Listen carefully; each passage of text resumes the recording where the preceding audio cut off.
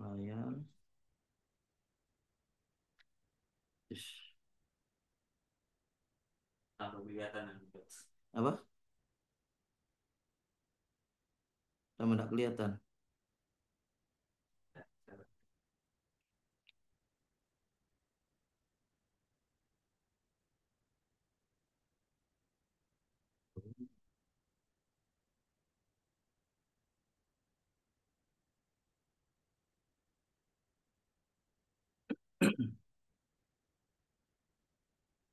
Ish, ya.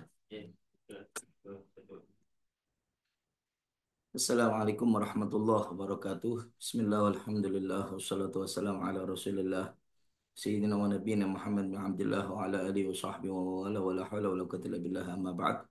Syukur alhamdulillah Allah Subhanahu wa taala masih mentakdir kita semuanya bisa hadir di pertemuan yang terakhir dari Madrasah Diniyah Rabithah Alawiyah Jawa Timur dalam bahasan tentang toharoh yang masih dalam pembahasan tentang tayamum. Ya. Insya Allah mudah-mudahan insya Allah semuanya diberikan oleh Allah kesehatan dan bisa untuk mendapatkan ilmu yang manfaat serta mengamalkannya. Amin ya rabbal alamin.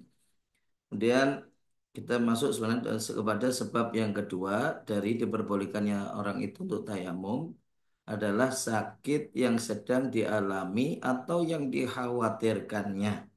Jadi ada kalanya ada orang dia ini bukan karena tidak mendapati air. Sebenarnya ada pada dia air. Cuma penggunaan air itu mengkhawatirkan pada dirinya.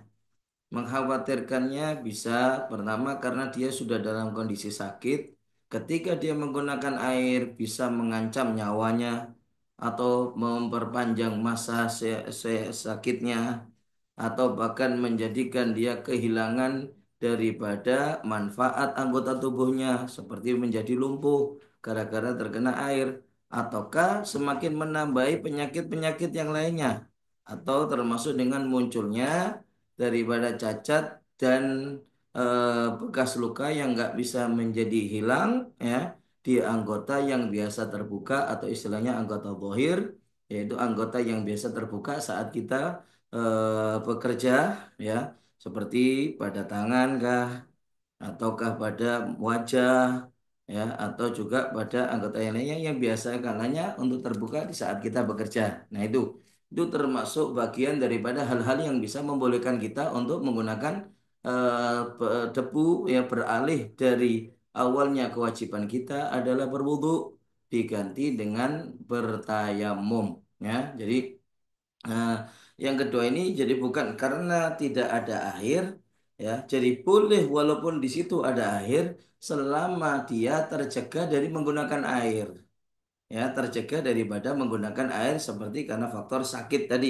Nah, sedangkan sakitnya itu menjadi rawan bagi dia di saat dia menggunakan air karena semakin membahayakan dirinya.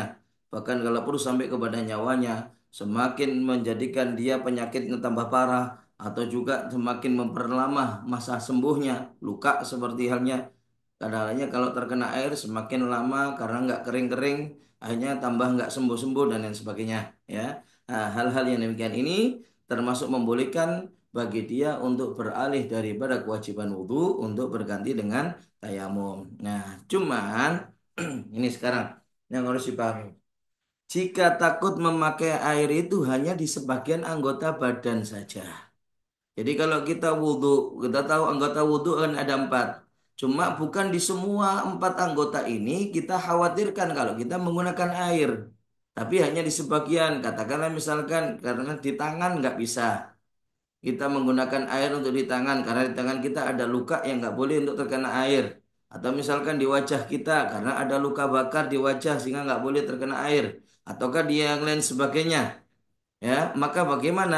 Nah, kita sebenarnya juga boleh untuk bertayamum, tapi bukan dengan hanya sekedar tayamum saja, tapi di situ ada penggabungan antara tayamum dengan wudhu. Ya, jadi sini maka dalam cara bertayamumnya dari hadas kecil, karena ini bukan murni tayamum, tapi penggabungan antara wudhu dengan tayamum. Karena tayamumnya bukan pengganti wudhu, tapi pengganti basuhan anggota badan yang tidak bisa dibasuh karena ada faktor-faktor yang lain seperti luka. Ya, makanya cara berurutannya kalau untuk orang yang hadas kecil dalam artian untuk berwudhu, maka bagaimana? Nah, pertama tetap kita berniat untuk tayamum, apa untuk berwudhu, ya berwudhu yang kemudian membasuh anggota yang sehat sampai anggota yang terdapat sakitnya. Katakanlah misalkan ada anggota yang sakit itu luka ada di tangan ini yang nggak boleh terkena air, tapi nggak semuanya bagian tangan. Katakanlah misalkan di sebagian luka di sini aja yang sebelah kanan, maka karena wajah kita masih sehat, maka tetap untuk wajah kita basuh dengan niat untuk wudhu. Kemudian bagian tangan kita yang sehat juga kita basuh. Menyisakan hanya di bagian yang luka yang nggak boleh terkena air. Itu. Ya, nah, karena itu kalau seandainya luka yang nggak boleh terkena air adalah di kaki, ya berarti tetap kita basuh wajah, basuh kedua tangan, ngusap kepala, dan ketika di posisi kaki kita basuh anggota kaki kita, bagian kaki kita yang sehat, dan menyisakan luka yang nggak boleh terkena air. Itu saja. Jadi dilihat kan urutan tetap berlaku sebagaimana urutan wudhu. Ya. Nah, untuk kemudiannya bertayamum di wajah dan kedua tangan sebagai pengganti dari bagian yang tidak boleh terkena air. Karena katakanlah misalkan di kaki kita ada luka, ya, hingga kita basuh awal niat wudhu, basuh wajah, kedua tangan, ngusap kepala, ya, basuh kemudian kaki yang sehatnya dan bagian sehatnya kita basuh, menyisakan daripada bagian lukanya. Nah, setelah itu, karena yang bagian luka itu nggak boleh terkena air, ya, nggak boleh terkena air wudhu kita, makanya apa? Pengganti untuk luka yang nggak boleh terkena air itu kita ganti dengan tayamum, ya. Nah, kemudian caranya adalah bagaimana? Kita keringkan terlebih dahulu wajah dan kedua tangan, lantas setelah itu baru kita melakukan tayamum dengan mengusap wajah, mengusap tangan. Ini tayamum pengganti dari tempat atau luka yang tidak bisa terkena air. Itu ya, jadi bertayamum di wajah dan kedua tangan sebagai pengganti dari bagian yang tidak boleh terkena air. Nah, di sini membasuh bagian yang sehat kalau memang setelahnya masih ada lagi bagian yang sehat karena bukan di akhir, seperti misalkan kalau tadi lukanya itu di tangan, kan kita berarti cuma basuh wajah, basuh anggota tangan yang sehat. Setelah itu kan menyisakan yang luka, kita keringkan wajah dan tangan yang sudah kita basuh tadi kita keringkan. Untuk kemudian kita bertayamum, pengganti dari luka yang di tangan. Nah, karena setelah tangan ini masih ada lagi anggota wudhu yang lainnya, yaitu mengusap kepala dan basuh kaki, kita teruskan dengan mengusap kepala dan membasuh kedua kaki untuk menyempurnakan daripada wudhu kita. Itu jadi lihat di mana posisi lukanya. Kalau posisi lukanya adalah di kaki, ya berarti setelah tayamum nggak ada lagi perbuatan yang lain. Kenapa? Karena sudah selesai semuanya. Kaki adalah bagian terakhir yang harus kita basuh. Ya, tapi kalau itu adalah di tangan, masalahnya setelah tangan masih ada lagi, yaitu mengusap kepala dan membasuh kedua kaki. Itu. Jika di atas anggota yang sakit terdapat penutup, itu kalau seandainya hanya luka tanpa dikasih penutup semacam perban atau yang lain. Itu maka seperti tadi, mutlak hukumnya wudhu dan tayamumnya itu sah, sholatnya tanpa perlu nanti digodoi karena sholatnya adalah sah. Ini mutlak demikian, ya. Yang jadi permasalahan sekarang adalah tatkala anggota yang luka itu ada penutup, ya, ada penutupnya.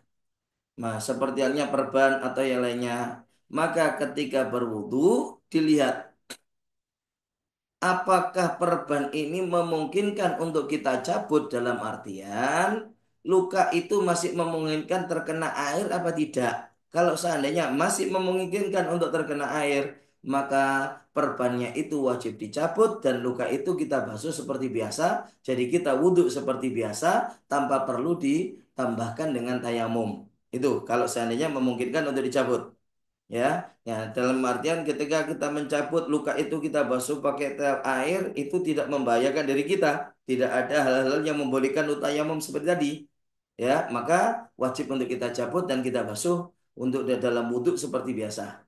Namun jika ada kekhawatiran, oh ini kalau aku cabut dalam artian aku basuh dengan air, maka ada kekhawatiran seperti halnya kekhawatiran-kekhawatiran yang tadi membahayakan nyawa, memperberat dalam sakitnya, memperlama masa sembuhnya, atau menyebabkan kecacatan enggak dan lain sebagainya, ya maka tidak wajib untuk mencabutnya, namun dalam tata cara bersucinya ada ketentuannya seperti berikut. Ya, hampir sama seperti tadi. Kita berwudu sampai pada anggota yang terdapat sakit. Makanya dilihat, kalau tadi perban katakanlah ada di kaki, maka sama seperti tadi. Kita tetap niat wudu membasuh wajah, membasuh kedua tangan, mengusap kepala, membasuh kaki yang sehat, ya, menyisakan daripada perban tadi, ya. Untuk kemudian, ya, sebenarnya tidak langsung bertayamum sebagai pengganti dari bagian yang tertutup, tidak. Tapi harusnya apa? Kita basahi telapak tangan kita, lantas kita usap penutup luka itu dengan air. Ini sebenarnya urutannya demikian. Kita usap penutup luka itu dengan air, ya. Jadi bahwa di kaki ini kita basuh dulu yang sehatnya dari kaki, kemudian menyisakan yang perban tersebut, kemudian kita basahi telapak tangan kita dan kita usap ada di atasnya daripada perban tersebut, untuk kemudian kita keringkan wajah dan kedua tangan, kita laksanakan tayamum. Tayamum ini sebagai pengganti yang di bawahnya perban karena tidak bisa terkena oleh air, ya. Jadi ini tayamumnya pengganti yang untuk yang di bawah perban. Nah, karena itu ketika ini adalah di kaki, berarti itu basuhan terakhir sehingga apa? Nggak ada lagi kewajiban setelahnya. Namun saat itu seandainya bukan pada kaki, maka bagaimana? Berarti kan ada kewajiban setelahnya. Contoh misalkan perban di tangan. Ya, maka bagaimana? Ya, setelah bertayamum, kita teruskan dengan mengusap kepala dan juga membasuh kedua kaki. Itu meneruskan dalam proses menyempurnakan daripada wudhunya dia. Itu. Nah, itu kalau untuk pengganti wudhu tayamumnya pengganti daripada wudhu. Namun sekarang ketika bagi orang yang sedang dalam keadaan junub, ya, dalam artian dia wajib untuk mandi besar. Namun dia ada perban di tubuhnya yang mau ataukah ada luka yang nggak boleh untuk terkena air. Maka bagaimana? Sehingga dipastikan air nggak akan bisa mengena ke seluruh tubuh. Padahal wajiban dalam mandi meratakan air ke seluruh bagian daripada tubuhnya dia. Ya, ini maka bagaimana di sini? Ya, maka jika ada orang yang tengah junub yang wajibkan untuk mandi, namun ada luka yang tidak boleh terkena air, maka dia boleh mendahulukan mandi dulu sampai selesai dan menyisakan anggota luka yang nggak boleh terkena air, atau bertayamum dulu. Boleh dengan tayamum dulu, ya. Kemudian baik ini ada di atas luka ada penutup atau tidak bisa dengan demikian. Kenapa? Dan bahkan tayamum terlebih dahulu itu dianggap lebih afdol dibandingkan kita mandi terlebih dahulu setelah itu baru tayamum. Kenapa? Ya, supaya bekas tayamumnya bisa bersih karena terbasuh oleh air dalam mandinya kita. Itu kalau kita mandi dulu baru tayamum, maka masih menyisakan debu ada di wajah dan kedua tangan kita. Nah, itu makanya kita tayamum terlebih dahulu, setelah itu baru kita mandi dengan tanpa perlu lagi membasuh di anggota yang luka. Ya, untuk di luka kita nggak perlu lagi kita basuh. Itu. Kemudian jika ingin mengerjakan untuk sholat fardu yang lain, kita tahu dalam hukum tayamum itu satu tayamum itu hanya berlaku untuk satu kali sholat fardu. Nah, untuk sholat yang lainnya selain sholat fardu, boleh berkali-kali sholat sunnah hanya dengan satu kali tayamum. Tapi kalau untuk sholat fardu, satu tayamum hanya berlaku untuk satu kali sholat fardu. Karena itu kalau mau sholat fardu yang lain, berarti wajib bagi dia untuk tayamum lagi. Itu. Ini kan ketentuan dalam tayamum adalah demikian. Nah, maka bagaimana jika ada seorang mengerjakan sholat fardu dan ingin mengerjakan sholat fardu yang lainnya? Ya, sedangkan dia masih dalam keadaan suci, dari wudhu yang pertama. Dalam artian wudhu yang pertama yang disertai tayamum itu belum batal. Belum batal. Kemudian dia sholat fardu, katakanlah sholat duhur. Nah, dia kemudian mau menjamak takdim sholat duhur dengan sholat asar. Lantas bagaimana untuk sholat asarnya? Karena tayamum yang pertama nggak bisa digunakan lagi untuk sholat asarnya. Nah, maka dalam hal ini ya cukup bagi dia hanya bertayamum tanpa mengulangi wudhunya. Ini pendapat yang muktamad. Ya, walaupun luka di tangan kah atau di kaki kah, cukup bagi dia untuk bertayamum setelah itu melaksanakan sholat asarnya sebagai jamak takdimnya ya tanpa membasuh anggota yang setelah luka pun itu demikian tapi ada pendapat ya itu pendapat Imam Rafi'i mewajibkan lagi untuk membasuh di anggota setelah luka jadi kalau luka itu di tangan ya kita perlu hanya tayamum setelah tayamum maka bagaimana kita nggak perlu sebenarnya pendapat yang kuat nggak perlu untuk musab kepala dan basuh kedua kaki kita bisa langsung sholat lagi sholat asarnya tapi menurut pendapat sebagian ulama yaitu Imam Rafi'i masih mewajibkan ngusap kepala dan membasuh kedua kaki. Ini kalau untuk wudhu karena ada peraturan tertibnya dalam wudhu itu. Ya, nih.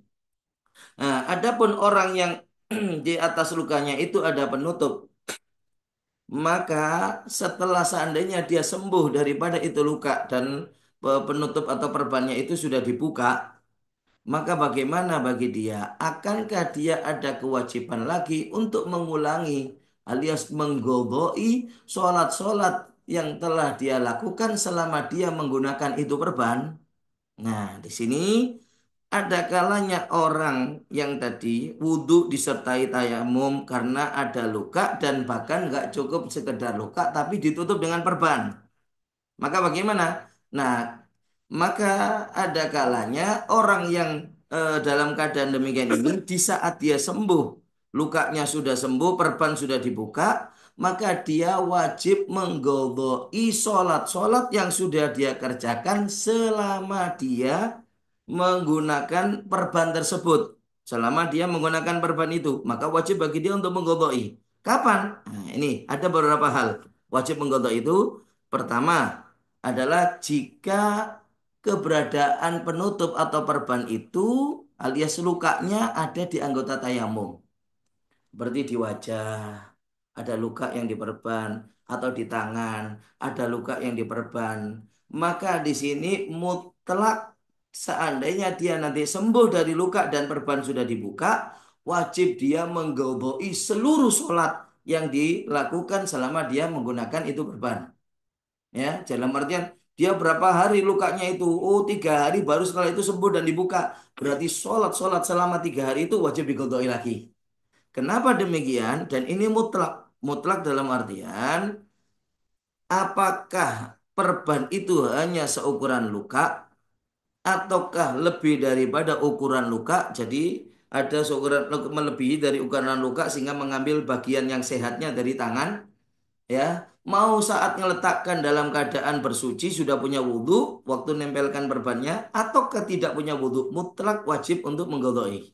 Kalau ditanya kenapa? Ya karena nggak ada yang mengena ke kulitnya sama sekali baik tayamum, baik wudhunya ataukah tayamumnya.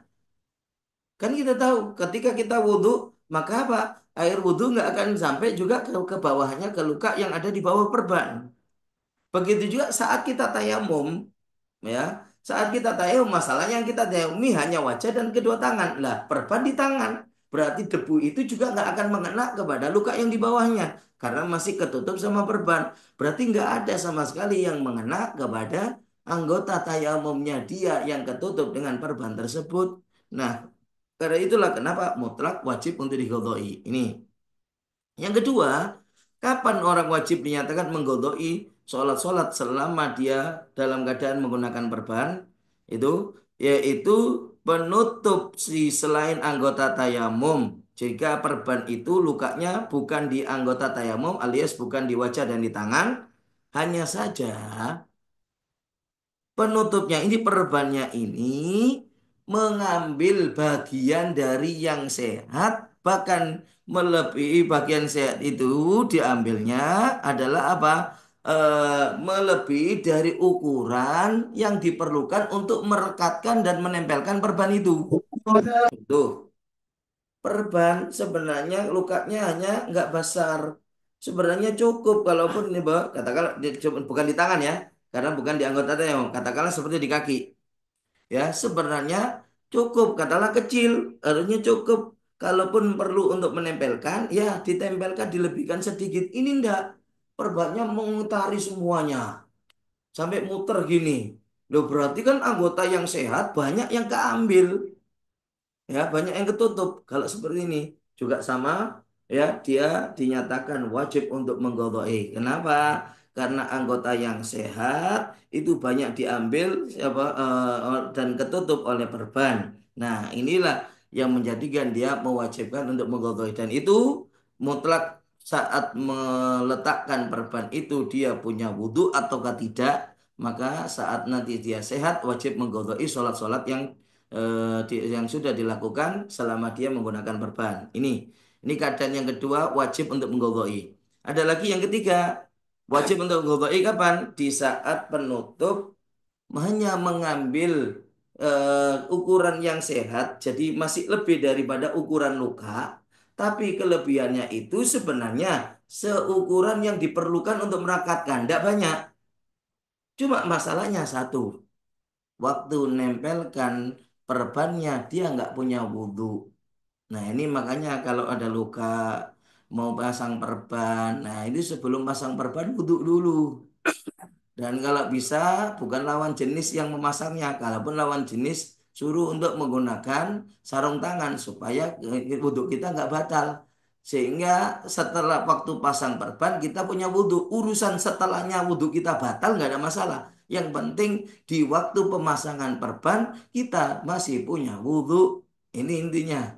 Ya, masih punya wudhu di saat pemasangan perban. Nah, ini masalahnya ketika tidak punya wudhu saat pemasangan perban, maka dia dinyatakan wajib untuk menggodoi nantinya di waktu sahabat dia sembuh dan perban sudah dibuka, dia wajib menggodoi semua sholat yang sudah dia kerjakan saat dia dalam kondisi luka. Itu.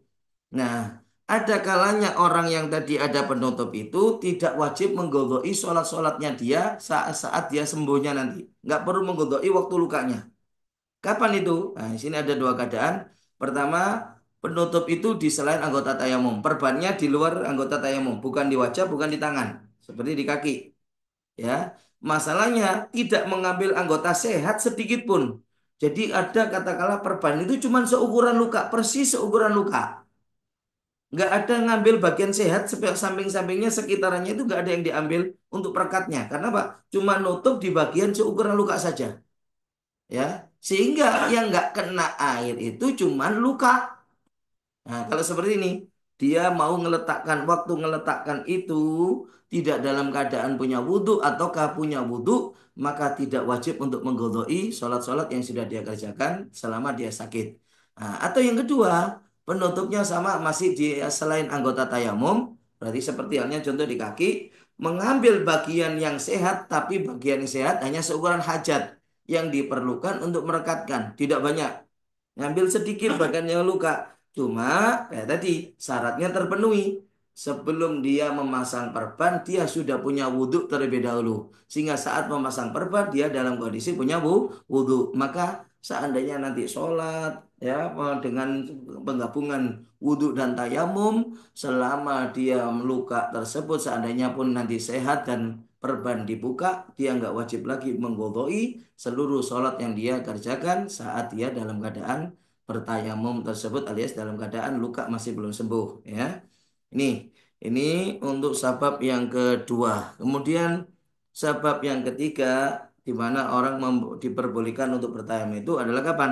Pertama yang ketiga di saat dia membutuhkan air tersebut untuk kebutuhan daripada makhluk hidup yang dimuliakan oleh syariat dalam artian yang haram untuk dibunuh ya ataukah untuk kebutuhan ada ada air tapi ada uang untuk membeli air. Masalahnya dia juga membutuhkan uang itu untuk nafkah keluarga kah? untuk membayar utangkah ataukah yang lainnya. Maka bagaimana? Apakah tetap wajib bagi dia menggunakan air yang dia perlukan untuk kebutuhan minum, baik dirinya ataukah ternaknya kah, ataukah makhluk hidup pokoknya yang penting, ataukah wajib bagi dia menggunakan uangnya untuk beli air untuk kebutuhan wudhu, ya misalkan, padahal dia masih membutuhkan uang itu untuk membayar utang, misalkan demikian. Nah, di sini dinyatakan tidak wajib bagi dia untuk menggunakan air itu atau membeli air. Tapi apa? Untuk wudhunya diganti dengan tayamum, sedangkan airnya bisa dia simpan untuk kebutuhan minumnya, walaupun untuk kebutuhan masa mendatang, bukan untuk kebutuhan saat ini, tapi untuk kebutuhan masa mendatang, tetap ya air itu boleh disimpan dan tidak wajib untuk digunakan wudhu. Termasuk tadi uangnya boleh untuk disimpan bayar utang atau untuk kebutuhan nafkah, tanpa perlu bagi dia wajib untuk membeli air, menggunakan air uang itu untuk membeli air untuk digunakan wudhu. Tidak harus demikian, karena untuk wudhunya langsung diganti dengan cara tayamum ini, karena tadi kan harus untuk kebutuhan makhluk hidup dan yang sifatnya muhtaram, dimuliakan syariat sehingga diharam untuk dibunuh. Karena ada makhluk hidup yang bukan muhtaram, yang halal untuk dibunuh, dan itu ada 6. Yaitu pertama, orang yang meninggalkan sholat. Ini ya sengaja meninggalkan sholat, bukan tidak sengaja, di sini sengaja meninggalkan sholat. Ini sebenarnya hukuman secara syariat, dia diperintahkan untuk tobat, dia menyatakan tobat dan kembali mau mengerjakan sholat. Kalau tetap tidak mau sholat, itu halal darahnya menurut syariat, sebenarnya hukumannya adalah dibunuh, dipenggal secara syariat. Ya, ini kalau sudah berlaku sebenarnya nggak ada itu yang gampangan meninggalkan sholat itu, karena hukumannya bisa langsung dibunuh. Ya, walaupun cuma satu kali sholat sudah diperingatkan, kok tetap sampai dia meninggalkan. Walaupun meninggalkan dengan satu kali sholat itu bisa langsung diterapkan untuk dibunuh. Itu kalau dalam hukum syariat. Ya, ini mereka tidak dikatakan muhtaram. Dalam artian apa? Nggak dikasih makan akhirnya mati pun nggak dosa yang nggak ngasih makan. Kalau ada orang yang sengaja meninggalkan sholat, itu demikian.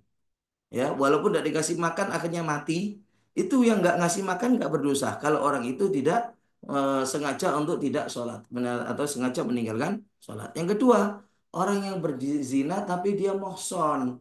Mohson itu sudah pernah nikah yang sah dan pernah melakukan hubungan dalam pernikahan yang sah, hubungan suami istri dalam pernikahan yang sah, kok kemudian berzina. Nah, bukan berarti mohson itu yang masih beristri, tidak. Walaupun sekarang tidak punya istri, kalau dalam artian dia duda, ya, maka bagaimana? Tapi sebelumnya pernah nikah dan pernah melakukan hubungan suami istri di saat pernikahan yang sahnya, dia mohson. Kalau dia melakukan perzinahan setelah itu, maka hukumnya dia dirajam, halal darahnya, karena hukuman secara syariat adalah hukuman mati, yaitu dirajam, dilempar sampai mati. Dilempari dengan batu sampai mati. Yang ketiga, orang yang dianggap gharu muhtaram, tidak terhormat secara syariat, orang murtad, keluar daripada Islam. Ini juga ketentuannya satu, yaitu apa? Diwajibkan bagi dia untuk taubat kembali kepada Islam.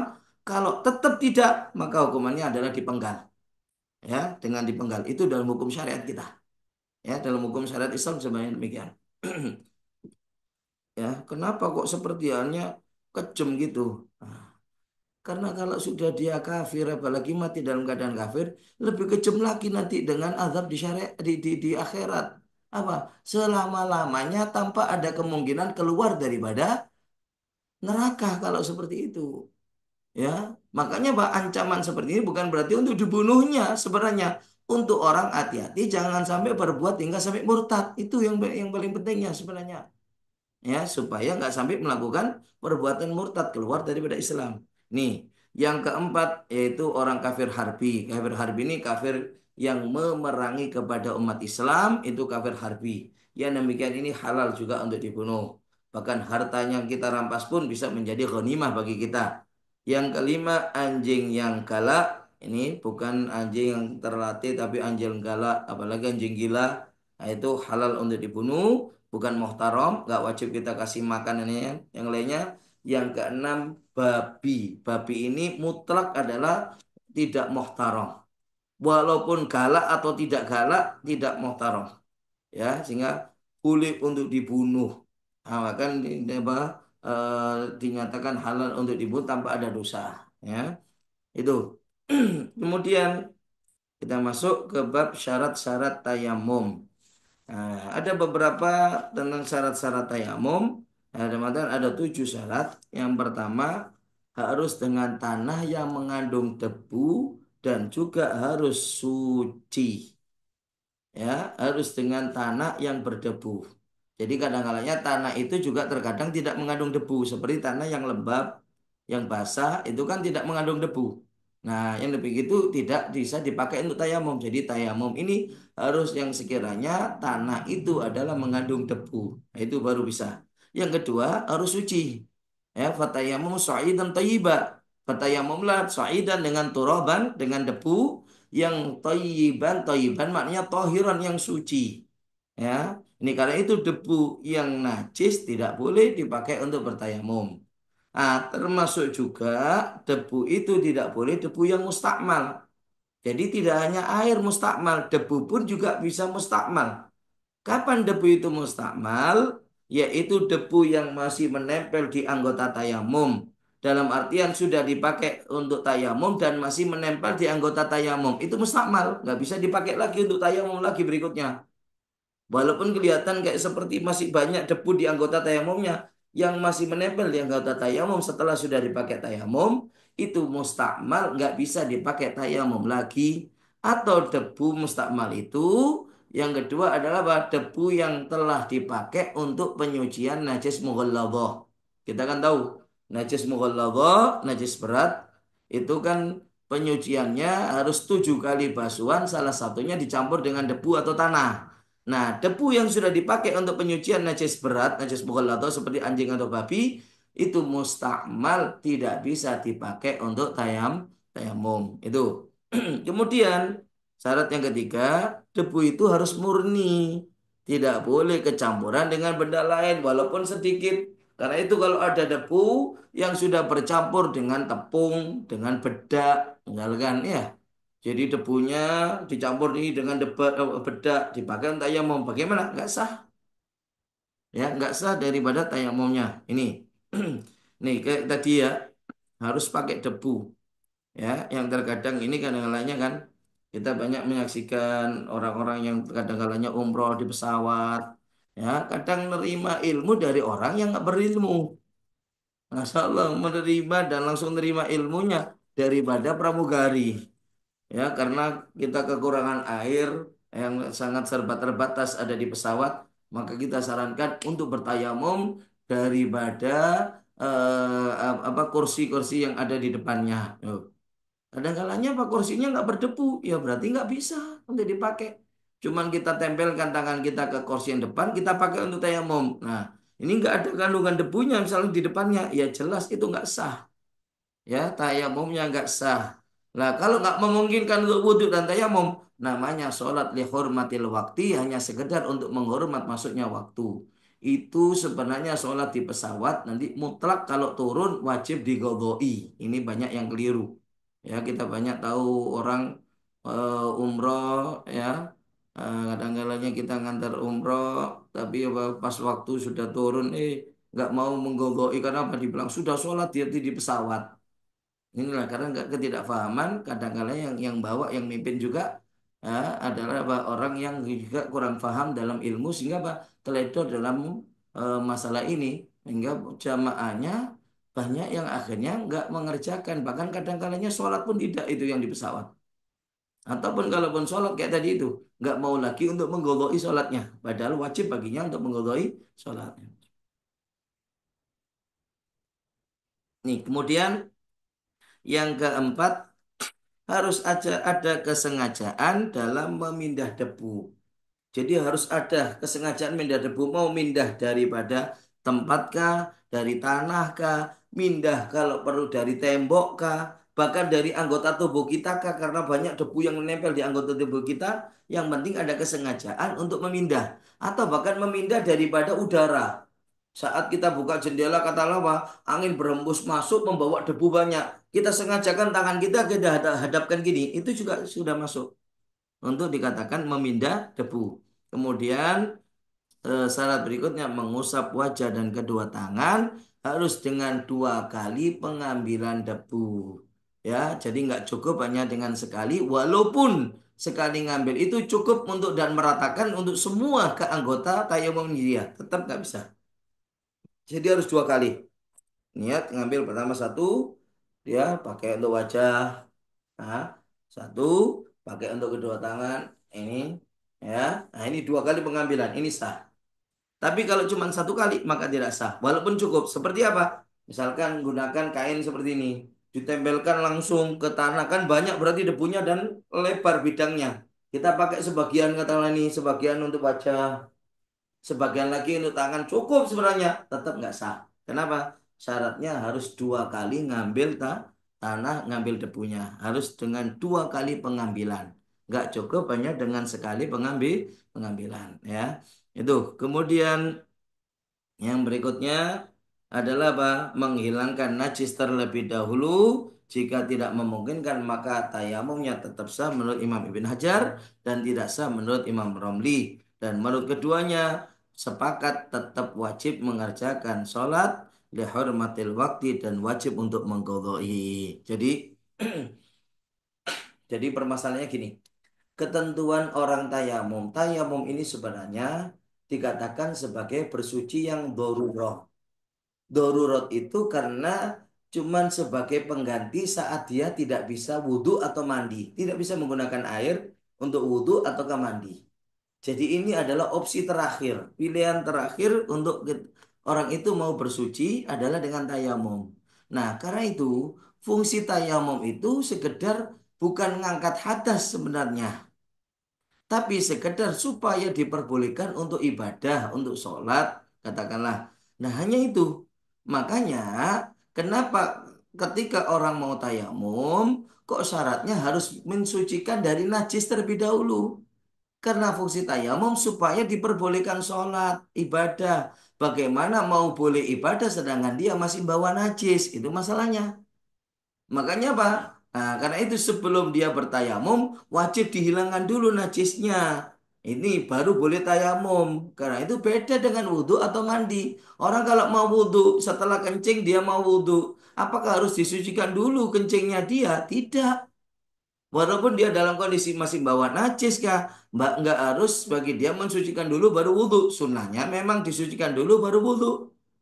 Tapi tidak menjadi keharusan dalam artian walaupun wudhu dia saat itu masih membawa najis tetap sah wudhunya. Kenapa? Karena wudhu itu mengangkat hadas, menghilangkan hadas. Sedangkan tayamum tidak mengangkat hadas tapi hanya supaya diperbolehkan untuk sholat. Bagaimana mau boleh sholat dengan tayamum sedangkan dia masih membawa najis. Itu. Makanya kalau dia nggak bisa, masalahnya cuma di sini ada beda pendapat saat nggak memungkinkan untuk menghilangkan najis. Contoh kayak tadi tayamumnya nggak punya air karena nggak ada air sama sekali.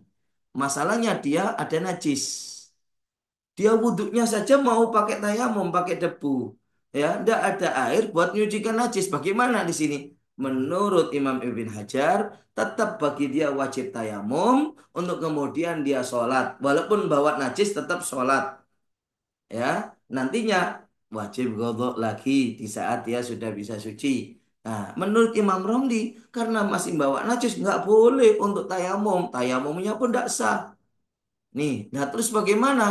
Dia langsung sholat lihurmatil wakti. Nah, menurut keduanya Imam Ibn Hajar dan Imam Romli sama-sama diwajibkan untuk godok. Ya, ini. Kemudian juga sama ini dalam urusan berikutnya harus berusaha tahu dulu dengan arah kiblat. Ini pendapat yang kuat banyak ulama demikian. Sebelum tayamum harus mengetahui arah kiblat terlebih dahulu. Ya, ini kenapa? Ya kayak tadi karena tayamum itu agar diperbolehkan sholat. Nah, sebelum dia tahu kiblat, bagaimana mungkin dia sudah boleh untuk sholat? Karena kiblat harus menjadi syarat. Orang boleh sholat dengan syaratnya harus tahu adanya, tahu di mana arah kiblat. Makanya kenapa harus ijtihad dulu keberadaan kiblat. Ya, ini termasuk pendapat yang kuat menurut Imam Ibn Hajar demikian. Dan yang kedelapan, bertayamum harus setelah masuknya waktu.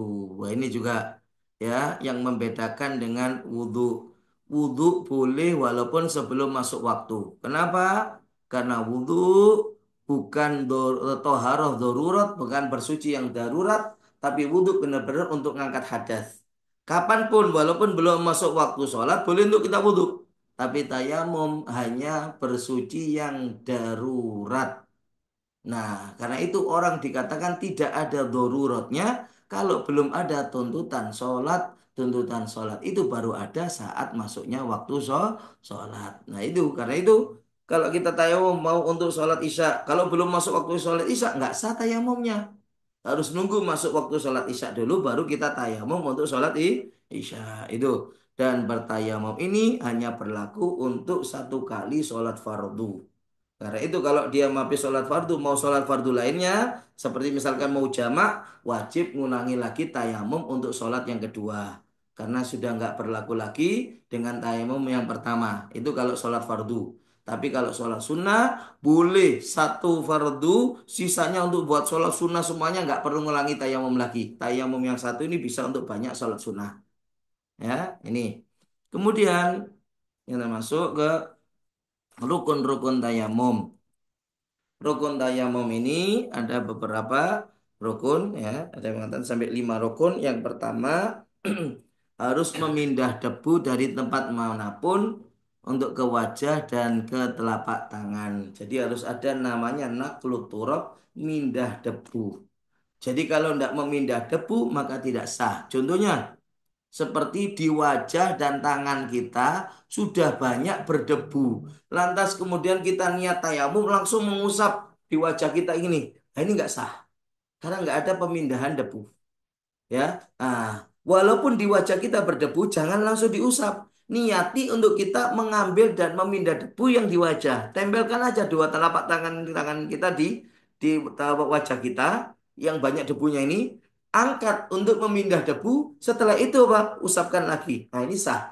Karena sudah ada pemindahan debu. Walaupun dari anggota TM sendiri. Ya, tangan juga demikian. Banyak debunya. Kita tempelkan aja untuk niat ngambil debu yang di tangan. Setelah itu diangkat dan diusapkan lagi. Dikembalikan lagi. Itu sah. Ya, tapi kalau langsung diusap begini, walaupun banyak debunya, tetap tidak sah. Itu. Karena nggak ada memindah debu. Yang berikutnya harus ada niat tayamum dan niat ini bersamaan di dua keadaan. Saat kita mindah debu, dalam artian ngambil debu ini harus ada niat tayamum, ya, sampai bahkan nggak cukup pas ngambil. Di pertengahan pas ngangkat gini pun dalam hati masih niat tayamum sampai kita mengusap wajah kita harus tetap ada niat untuk tayamum. Ya, nih dalam cara niat itu untuk tayamum itu ada 3 tingkatan. Apa? Ada niat tayamum itu pertama yang tertinggi niat agar diperbolehkan sholat fardu. Jadi gini, nawaitu tayammuma listibahati fardis sholat. Saya niat bertayamum, boleh bahasa Indonesia, nggak harus bahasa Arab. Saya niat bertayamum saat kita mau ngambil debu, kita niat dulu. Saya niat bertayamum agar diperbolehkan sholat fardu. Nah, ini kita niat ngambil. Dalam arti tetap kita niat tayamumnya untuk boleh sholat fardu sampai ngusap wajah. Itu. Nah, kalau niatnya seperti ini, agar diperbolehkan sholat fardu. Ada sholat dan ada fardunya. Maka bagi dia, boleh menggunakan tayamum itu untuk sholat fardu, tapi cuma satu kali. Boleh dipakai untuk sholat sunnah berapa kali pun. Dan boleh pula untuk selain sholat seperti megang Quran kah, membawa Al-Quran kah, itu diperbolehkan. Ya, termasuk ngerjakan sujud syukur kah, itu juga diperbolehkan. Nah, ini tingkat yang tertinggi. Yang kedua, tingkat terlebih rendahnya. Ketika niat tayamumnya itu begini, nawaitu tayammuma listibahati sholat. Saya niat tayamum agar diperbolehkan sholat. Nih, tanpa menyebut kalimat fardu. Bukan agar diperbolehkan sholat fardu, tapi hanya agar diperbolehkan sholat. Nah, maka bagaimana? Kalau seperti niatnya, maka tayamumnya hanya berfungsi untuk sholat-sholat sunnah saja, atau yang selain sholat seperti megang Quran atau sujud syukur, ya itu baru boleh. Tapi tidak bisa digunakan untuk sholat fardu. Nah, ini masalahnya. Harus tahu. Ya, kalau tayamumnya kita mau digunakan sholat fardu harus nyebut sholat fardu. Kalau cuman hanya untuk diperbolehkan sholat, maka tayamum itu hanya berfungsi untuk sholat sunnah, ya, atau selain sholat itu baru boleh. Nah, jadi kalau untuk sholat fardu sama sekali nggak diperbolehkan. Ini yang ketiga, niat untuk tayamum ini yang paling terendah, bukan untuk tujuan sholat, tapi untuk tujuan lain selain sholat. Contoh, niat tayamum untuk boleh megang Quran agar untuk melakukan misalkan sujud syukur ini. Nah, kalau sudah demikian tidak menyebut kalimat sholat, apalagi fardunya juga tidak. Ya, sholat aja enggak, apalagi fardu, enggak disebut sama sekali dalam niatnya. Maka tayamumnya hanya berlaku untuk selain sholat. Dipakai untuk sholat, walaupun sholat sunnah tetap enggak boleh. Walaupun untuk sholat sunnah tetap tidak diperbolehkan. Ini ya. Kemudian rukun yang ketiga adalah mengusap wajah. Ya, dan ini tidak wajib dalam mengusap wajah itu menyampaikan debu ke tempat-tempat daripada tumbuhnya rambut sebagaimana di dalam wudhu ya. Walaupun rambutnya itu adalah tipis, tidak tebal, ya tetap tidak wajib bahkan tidak disunahkan juga.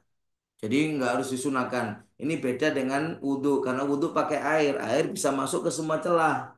Tapi kalau debu tidak, makanya Pak cukup meratakan di anggota-anggota tayamum ini dengan tanpa harus kayak seperti ini, ya jenggot, cambang, semuanya nggak harus kemudian apa kita gosok-gosokkan gini supaya debu merata ke dalam tidak, walaupun tipis, ya itu untuk tayamum, ya. Jadi seperti dalam contoh ini, ya kita ngambil, ya nanti kemudian kita gosokkan, kita usapkan ini, nah, dah. Ini sudah cukup ya dengan begitu. Sudah merata ke seluruh wajah. Kemudian yang keempat mengusap kedua tangan hingga siku. Ya, sebagaimana dalam wudhu. Nah, cuman harus perlu paham untuk caranya ya. Kelihatan ya di ini ya. Ya, kelihatan ini Iya. praktek kelihatan. Ya. Jadi untuk bisa dipraktekkan kalau untuk mengusap tangan, ya tangan kiri dan kanan kita akan bisa ngambil. Kalau wajah tadi kan sudah tangan. Nah ini pertama kalau untuk tangan kanan dulu, kan berarti menggunakan debu yang di telapak daripada kiri. Ya pertama, nih tangan jari-jarinya ini jangan melebihi daripada yang jari-jari ini. Jadi jangan gini, tapi di bawahnya jari telunjuk. Nih, dan jangan di sini, tapi di tempatnya jari ini. Tuh, ya, di bawah. Jadi bukan gini, tapi di bawahnya jari telunjuk kiri, bukan juga di telapak gini. Jadi gini di sini. Nah, sudah kita jalankan ya sampai kalau sudah mengena di siku apa di pergelangan. Nah, jari-jarinya ini ditekuk ini, ditekuk. Tuh. Ini tetap tidak mengena. Jadi telapak belum kepakai. Hmm. Terus jalan kalau sudah sampai di siku baru diputer. Nah, karena yang sisi sini kan belum diusap. Nah, yang sisi sini baru menggunakan yang di telapak ini. Makanya kenapa diputer gini? Loh, jempolnya diangkat dulu. Ini jangan gini, diangkat. Ini yang di sini menggunakan yang di telapak, tebu yang di telapak. Nah, jempol ini diangkat untuk apa? Ngusap yang di jempol sendiri. Karena ini kan tadi belum kena. Ini kan belum kena jempolnya. Ini jempolnya kena di jempol. Nah, ya. Nah, ini kan debu yang sini kan enggak keusap kan? Ini kita pakai untuk yang kiri. Ya, yang kiri juga demikian. Ini jarinya jangan lebih di bawah. Ya, bukan di sini, tapi yang di bagian jari. Tuh, jangan lebih di bawahnya. Kita usap. Kalau sudah mengena ke pergelangan, kita tekuk. Terus begini, ini yang nggak dipakai ya.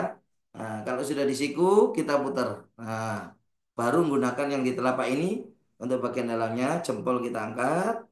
Nah, ya ini dia praktek dalam mengusap yang di tangan ya, jadi nggak perlu untuk sepanjang-panjang ini, intinya prakteknya seperti itu ya.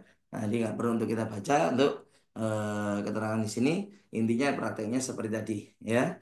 Itu kemudian rukun yang kelima yaitu tertib atau berurutan. Urutan ini antara dua usapan untuk wajah dan dua apa untuk tangan itu harus berurutan, wajah dulu baru tangan.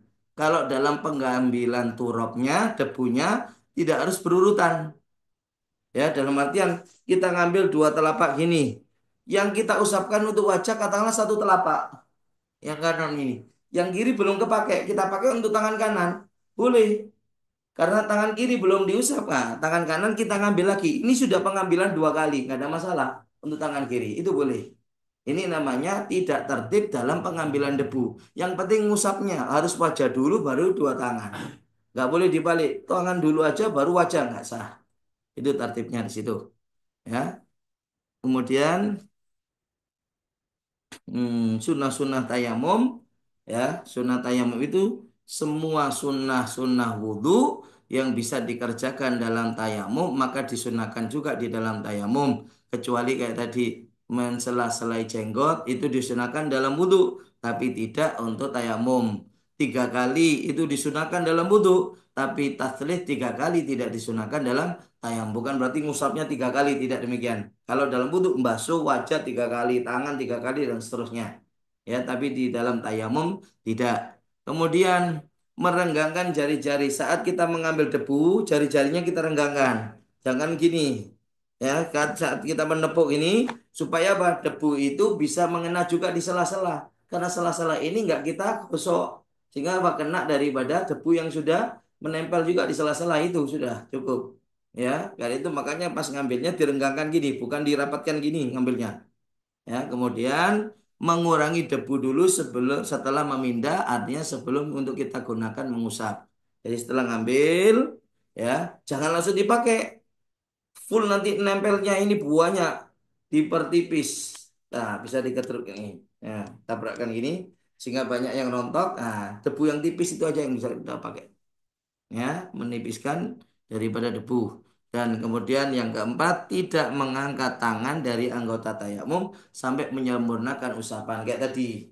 Ya, tangan ini loh, ini jangan diangkat gini. Terus tempelkan sampai sempurna baru diangkat. Sebelum sempurna jangan diangkat. Nah, jadinya nanti apa selesai dan itu jadi musakmal nantinya. Nah, nanti tambah tidak sah kalau gitu. Makanya diteruskan sampai selesai baru kita angkat. Ya. Kemudian mencabut cincin di dalam pindahan yang pertama. Kalau kita masih pakai cincin. Kalau pindahan pertama yang untuk ngusap wajah, kita nggak wajib menyabut. Tapi cuman sunnah untuk dicabut. Ya, tapi untuk pindahan yang kedua yaitu saat untuk mau mengusap tangan, maka cincin wajib dicabut karena debu tidak akan masuk ke bawahnya cincin. Makanya beda dengan wudhu. Kalau dalam wudhu enggak, air bisa mudah untuk masuk ke dalam. Sunahnya cuman kita putar cincin kita. Air sehingga mudah untuk masuk ke dalam. Tapi kalau debu enggak mungkin. Makanya untuk yang ngusap tangan, cincinnya wajib dicabut. Itu tidak menghapus debu dari anggota tayamum sampai selesai sholat. Jadi kalau waktu selesai tayamum jangan langsung digosok gini, dibersihkan dulu ndak. Laksanakan pakai untuk sholat terlebih dahulu, ya. Perkara setelahnya mau dihapus, dibersihkan nggak ada masalah. Itu. Dan pembahasan terakhir kita perkara-perkara yang membatalkan tayamum ada beberapa. Pertama, semua yang membatalkan wudhu adalah membatalkan tayamum. Tapi jika tayamumnya tayamum yang untuk mengganti daripada wudhu yaitu hadas kecil. Tapi jika tayamumnya pengganti dari mandi hadas besar, maka hadas besarnya tidak kembali. Yang kembali hanya hadas kecilnya. Dalam artian kalau kita setelah tayamum, kemudian tayamumnya ganti mandi, kemudian kita kencing, maka hanya hadas kecil yang kembali, hadas besarnya enggak. Ya, cuman masalahnya nanti kalau dia hadas besar, ketika mendapati wudhu, maka tayamum tadi kan karena batal, wajib bagi dia untuk mandi. Ya, karena tadi tayamum cuman istibahah bukan ngangkat hadas besar. Makanya diwajibkan bagi dia untuk mandi. Ya, tapi sholat-sholat yang sudah dikerjakan gak ada masalah. Cuman sekarang wajib untuk mandi besar. Ya, mandi ngangkat hadas besar. Itu. Kemudian yang kedua yang bisa membatalkan tayamum adalah murtad. Nauzubillah. Ya, ini beda dengan wudhu. Seperti halnya saya katakan tadi, karena untuk wudhu mandi besar itu ngangkat hadas. Karena itu kalau setelah wudhu, naudzubillah, misalkan ada orang murtad, maka kemudian dia tobat kembali kepada Islam, wudhunya tetap tidak batal sehingga boleh bagi dia untuk langsung sholat dengan wudhu tadi. Tapi tidak bagi orang yang tayamum. Tayamum karena sifatnya cuma istibahah. Nah, sedangkan orang murtad tidak lagi diperbolehkan untuk melakukan ibadah. Karena itu tidak ada lagi fungsinya dalam tayamumnya. Ya, makanya tayamumnya pun batal dengan sebab murtad. Ya, itu. Kemudian yang ketiga, ketika dia ada menduga atau bahkan yakin adanya air. Ya, jika di sini bisa membatalkan menduga saja, apalagi yakin ada air. Tapi ini baru membatalkan jika sebab tayamum itu karena tidak menemukan air. Ya, jika sebab itu tayamum tidak menemukan air. Cuma di sini ada beberapa perincian. Ya, orang yang menduga atau bahkan yakin adanya air itu ada berapa perincian ini. Pertama, jika dugaan adanya air itu terjadi sebelum dia sholat. Belum takbir sholat, menyangka, loh ada rombongan datang, bisa jadi bawa air. Loh kok terdengar suara petir, ya kelihatan ada mendung yang begitu gelap. Bisa jadi hujan di sebelah situ, bisa jadi ada air. Loh, maka bagaimana kalau dia sebelum sholat, maka dinyatakan sholatnya, tayamumnya batal. Ini yang menduga saja batal, apalagi yakin. Oh, sudah hujan di situ, batal sudah dipastikan tayamumnya batal. Yang kedua, jika dugaan ada air itu setelah dia sudah masuk waktu masuk sholat, sudah takbir Allahu Akbar, terdengar ada rombongan datang. Ada kemungkinan ini bisa jadi bawa air. Nih, kalau cuma dugaan, maka bagaimana? Kalau cuma dugaan, dipastikan tayamumnya tidak batal dan sholatnya juga tidak batal. Mutlak tidak batal. Mau dia berada di tempat yang biasa ada air, tapi saat itu nggak ada air, atau bahkan di tempat yang sudah umumnya di situ nggak ada air, tetap itu mutlak tidak batal tayamumnya, sholatnya pun juga bisa diteruskan dan tidak batal.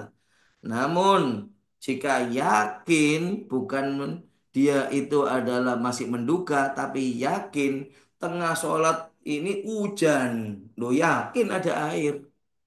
Maka bagaimana? Nah, di sini masih diperinci lagi. Jika dia berada di tempat yang biasa ada air. Pasuruan ini umumnya ada air, misalkan. Tapi satu ketika pokok pas nggak ada air, sehingga dia orang-orang di Pasuruan ini tayamum. Maka bagaimana? Maka tayamumnya itu sebenarnya tidak menggugurkan kewajiban sholat.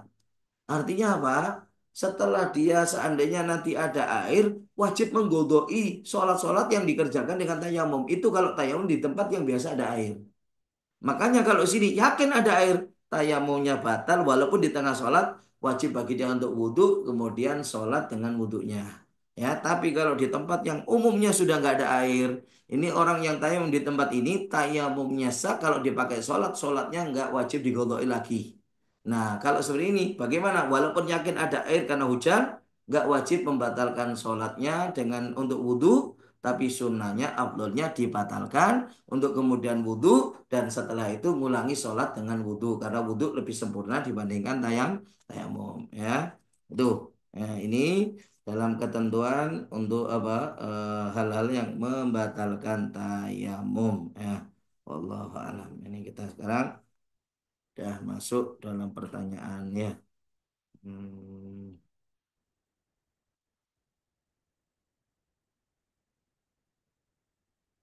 ini mana?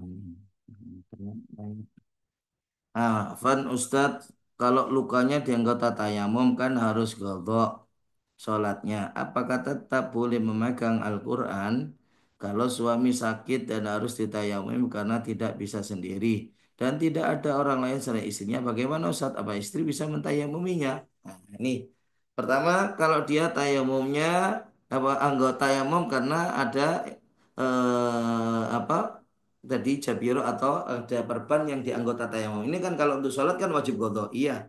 Nah, itu nanti untuk nanti wajib godoknya. Tapi tayamumnya dia tetap sah dalam artian dengan dia tayamum seperti halnya. Untuk secara hukum seperti halnya orang kalau punya wudhu. Sehingga apa?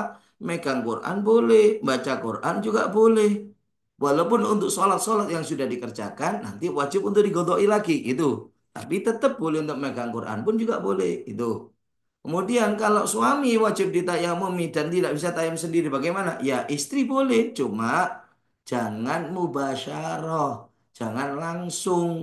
Ya kan bisa dia misalkan pakai sapu tangan, loh gini, sapu tangannya ditempelkan sehingga debu itu nempel di sapu tangan, itu yang diusapkan ke wajahnya suami supaya tangannya istri nggak memegang, nggak bersentuhan. Karena kalau istri bersentuhan, ya sama aja batal lagi daripada tayamum atau wudhunya daripada si suami.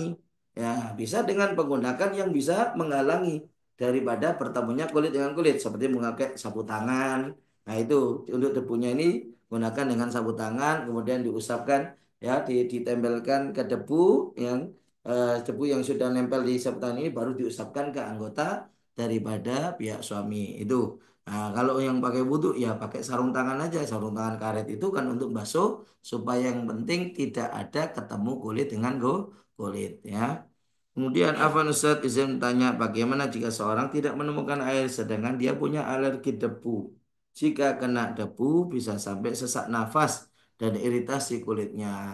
Ya kalau memang dalam batasan tidak memungkinkan untuk ditayamumi sama sekali. Ya, ini harus bukan pertimbangan dia sendiri tapi harus pertimbangan orang yang ahli. Siapa dokter? Ya, ini nggak boleh. Ini justru kalau kena debu sama bahaya betul. Bahkan kalau perlu membahayakan mengancam nyawanya, ya sudah dia sholatnya lihurmatil wakti. Ya, jadi cuman sholat nantinya ketika dia dapat air wajib menggodoi sholatnya dia selama dia tidak menggunakan wudhu dan tayamum tadi. Itu ya namanya sholat lihurmatil wakti itu. Ya, ya, ini cuma dua pertanyaan ya rupanya ya. Hmm. Buat Nah, mungkin ada lagi ini yang mau bertanya ini bisa dipertanyakan di sini.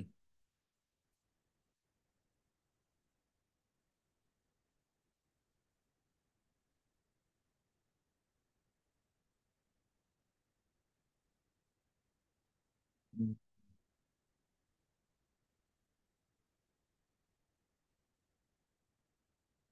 Well, rupanya nggak ada ini ya. Hmm. Ya, wes, mudah-mudahan insya Allah menjadi ilmu yang manfaat. Mudah-mudahan insya Allah bisa mengamalkan dan bisa untuk kembali bersua lagi dalam kajian-kajian yang lainnya. Amin ya rabbal alamin. Wassalamualaikum warahmatullahi wabarakatuh.